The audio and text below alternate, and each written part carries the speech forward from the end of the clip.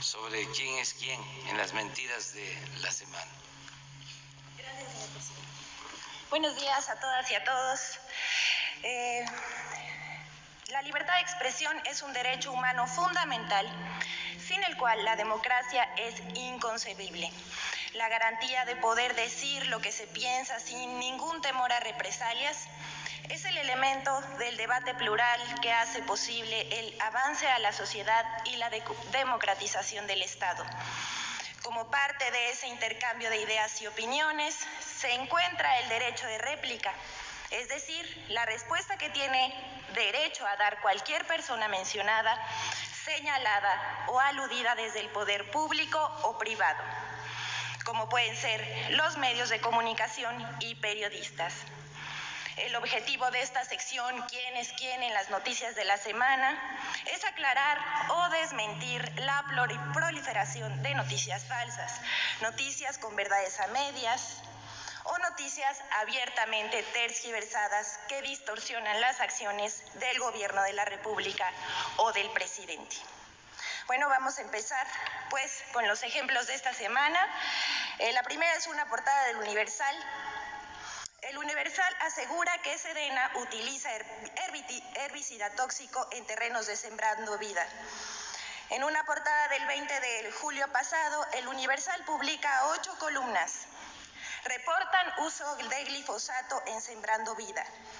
En esa nota, el diario asegura que Sedena utilizó ese herbicida en viveros de 8 estados del país para el programa Sembrando Vida.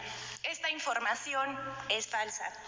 En primer lugar, el presidente de la República, Andrés Manuel López Obrador, firmó un decreto publicado en el Diario Oficial de la Federación el 31 de diciembre de 2020, en el que plantea sustituir gradualmente el uso, adquisición, distribución, promoción e importación del glifosato y de los agroquímicos que lo contienen como ingrediente activo, hasta el 2024, cuando sería prohibido.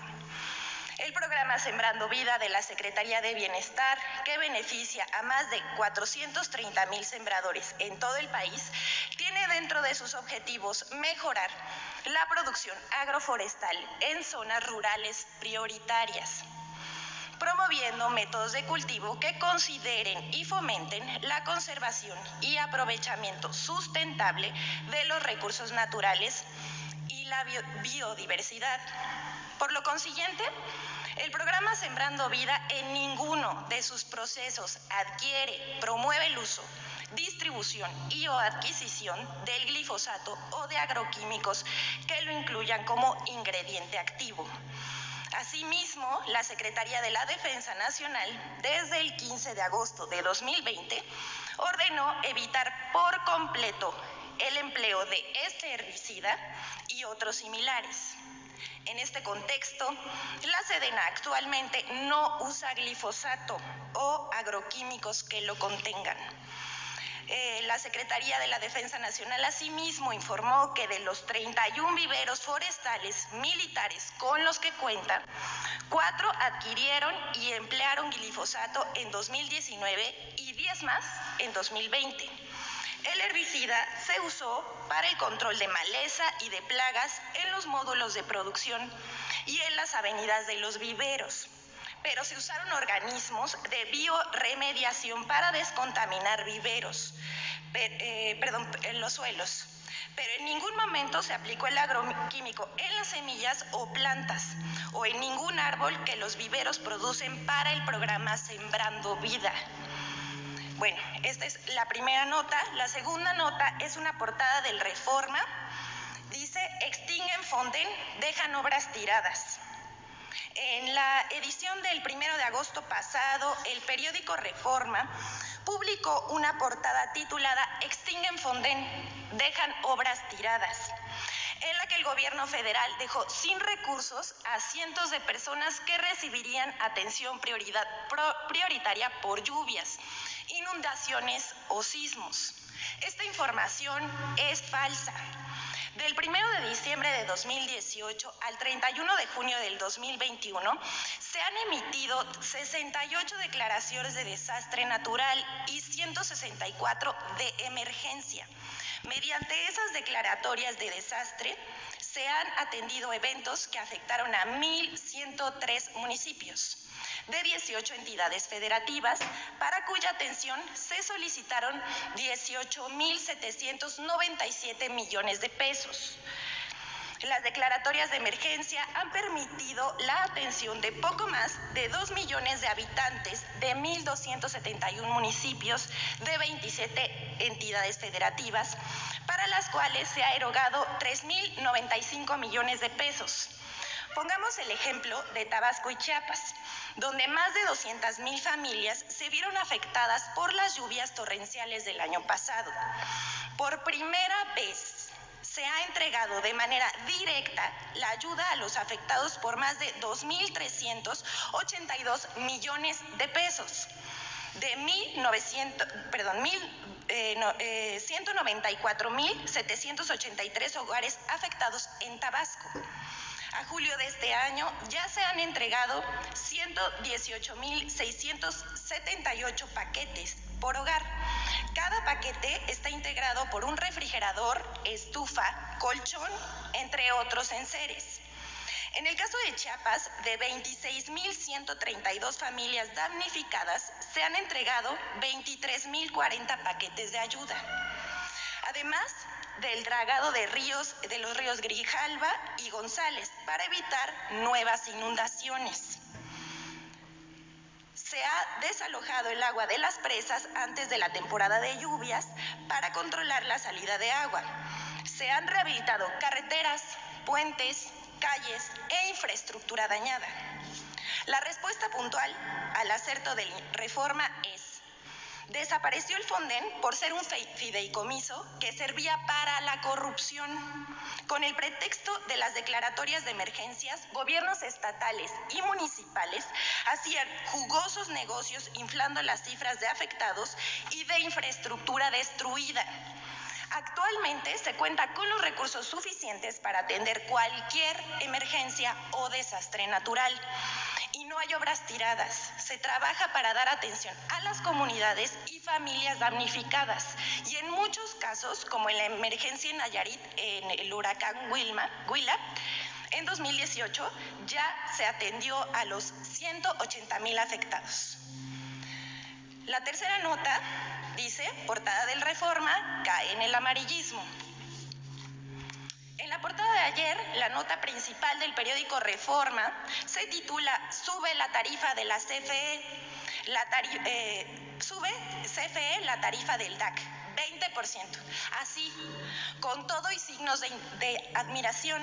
Según la nota, las tarifas eléctricas domésticas de alto consumo para la Ciudad de México y el Estado de México han subido hasta 20.9%. Para agosto de este año, respecto a 12 meses atrás, revelan datos de la Comisión Federal de Electricidad. Hasta aquí el periódico.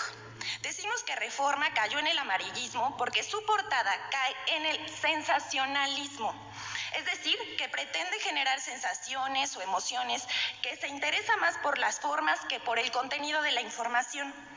Aquí Reforma quiere destacar que la Comisión Federal de Electricidad subió las tarifas de alto consumo 20% y pretende hacer un escándalo con ese dato, que no es falso, pero se exagera.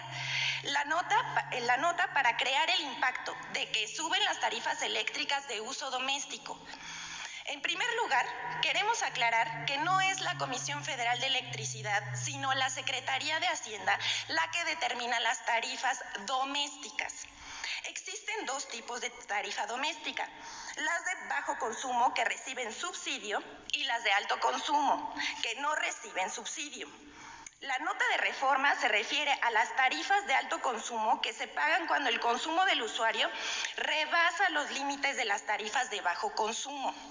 La tarifa de alto consumo, o DAC, que estableció Hacienda para el mes de agosto en el Valle de México, es de 120 pesos con 90 centavos por cargo fijo mensual y 5 pesos con 50 centavos por cada kilowatt hora de energía consumida.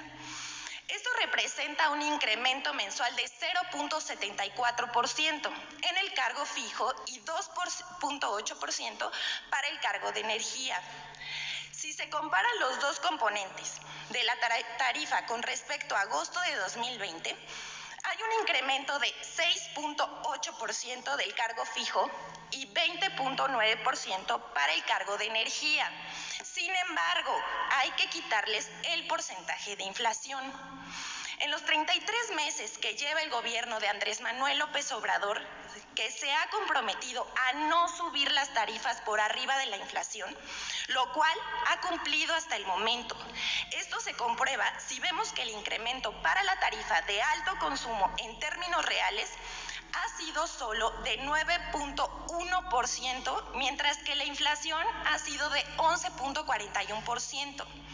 Debemos recordar que por la pandemia el presidente dispuso que para apoyar la economía familiar, ningún hogar de bajo consumo podría cambiar su estatus al de alto consumo, aunque aumentara su consumo en el confinamiento. En 15 meses, ningún usuario ha sido integrado a la tarifa de alto consumo o DAC. A pesar de consumir por arriba del límite más de 5.5 millones de hogares de bajo consumo, desde abril de 2020 a la fecha incrementaron el uso de electricidad por arriba del límite, pero no han sido reclasificados. Repetimos, no han sido reclasificados, lo cual ha significado un costo para la Comisión Federal de Electricidad de 13.261 millones de pesos, un esfuerzo financiero a favor de las familias mexicanas. Actualmente existen 210.352 usuarios domésticos que pagan la tarifa de alto consumo y son 41 millones de hogares que pagan la tarifa de bajo consumo y que en el último año solamente aumentará 3.33% por debajo de la inflación. Así como lo hemos visto, la nota de reforma es malintencionada, pero además queremos compartirles la comparación de las tarifas. Queremos compartirles, esta es una gráfica, compartirles la comparación de las tarifas de electricidad doméstica entre Estados Unidos y México para tener una idea clara del beneficio que significa para los hogares mexicanos que la Comisión Federal de Electricidad como empresa pública siga siendo la encargada de distribuir y comercializar la electricidad. Ahí está la gráfica. Podemos ver cómo no ha subido por encima de la inflación y nos mantenemos por debajo. Vamos a la siguiente, por favor. Esta es la última nota. La titulamos Portada de Reforma con información inexacta. En otra nota del periódico Reforma, publicada ayer también en portada con el título Reciente inseguridad, primero a tapar baches. Consigna que, según el presidente Andrés Manuel López Obrador, antes que la inseguridad, a la gente le preocupan los baches en las calles. Informa además que el presidente ayer anunció un programa nacional de bacheo. En la conferencia de prensa del lunes en Puerto Vallarta, a pregunta expresa de un reportero de Reforma, quien no se identificó, preguntó sobre la estrategia de seguridad, citando la Encuesta Nacional de Seguridad Pública del INEGI, según la cual 66% de la población consideró que su ciudad es insegura. El dato es verdadero, como se muestra en esta lámina. Sin embargo, hay que decir que durante esta administración, según la misma encuesta del INEGI, la percepción de inseguridad ha bajado por debajo de la que se tenía en 2013. Aquí vemos la gráfica. En septiembre de 2013, 68% de la gente percibía su ciudad como insegura. En marzo de 2018 subió hasta 76.8%. Y a lo largo de esta administración ha bajado 66.6% en junio de 2021. En la misma encuesta del INEGI, preguntó a los ciudadanos sobre los problemas de su ciudad y el 75.9% de los ciudadanos coincidieron en el que el principal problema de sus ciudades son los baches, dejando la inseguridad en cuarto lugar. Aquí lo vemos en la gráfica. Los baches en las calles y avenidas tienen 75.9% y la delincuencia, que es robos, extorsiones, secuestros y fraudes, es a la baja con el 56.2%. Y bueno, si comparamos la misma pregunta de la encuesta de 2017, resulta que los baches también fueron la principal preocupación, pero la delincuencia, la inseguridad, estaba en segundo lugar. O sea que a partir de esta administración que encabeza el presidente Andrés Manuel López Obrador, la percepción de inseguridad ha bajado. Así lo confirma el INEGI en estas dos gráficas. Esta es la última. Muchas gracias. Gracias, señor presidente. Es todo. Yo quiero participar en tu sección. ¿Me lo permites? Claro. Bueno, quiero mostrarles cuánto recibía de publicidad, cuánto recibía de dinero de publicidad el Universal y el Reforma. ¿Y por qué es su enojo con nosotros?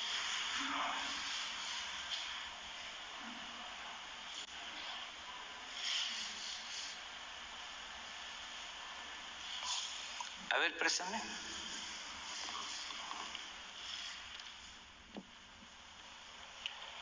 El Universal con Fox, 274 millones.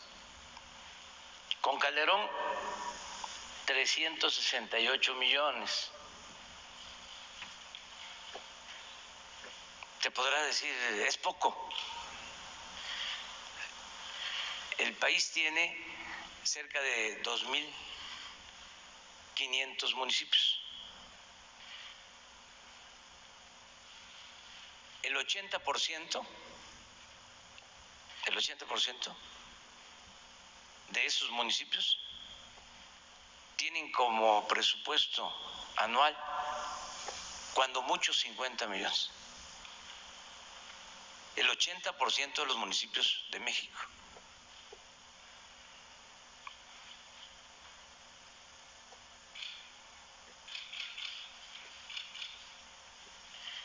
Y con Peña, pues se rayó.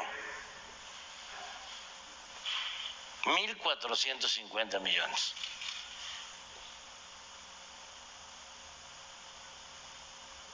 En total, el Universal, 2.092 millones.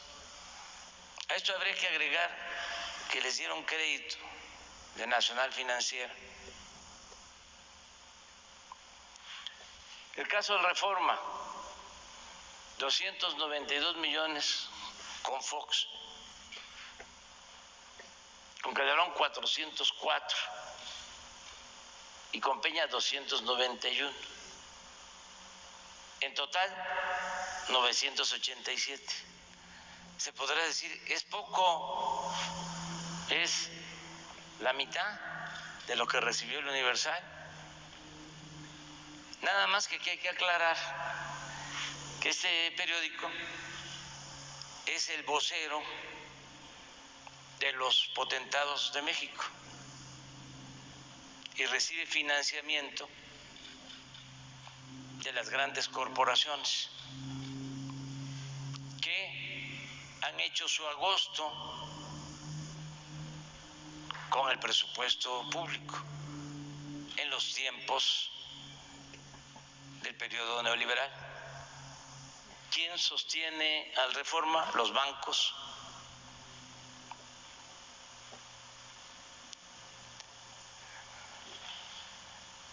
Telmex, Oxxo, la Coca-Cola, Bimbo, muchas de estas empresas que recibían condonaciones de impuestos, que no pagaban impuestos, o si pagaban se los devolvían. Entonces, esto no incluye esa publicidad.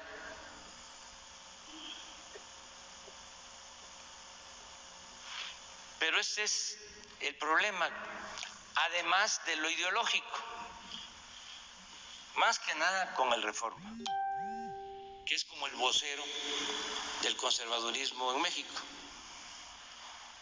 Es el periódico preferido de los conservadores. En el caso del Universal, no. Ahí